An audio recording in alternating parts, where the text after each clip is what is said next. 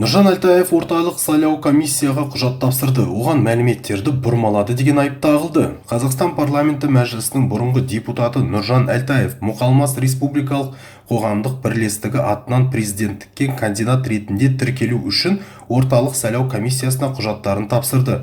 Бұл туралы ол жұма күні орталық сайлау комиссияның баспасөз қызметі хабарлады.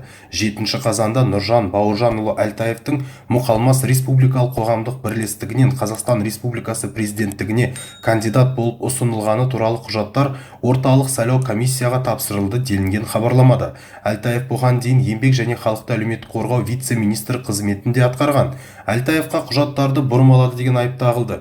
Орталық сайлау комиссиясының мәліметінше, Мұқалмас республикалық қоғамдық бірлестігінің бірқатар филиалының басшылары кандидат ұсыну туралы хаттаманың бұрмалағанын хабарлаған. Қазіргі уақытта осы факт бойынша құзыретті органдар тексеру жүргізіп жатыр.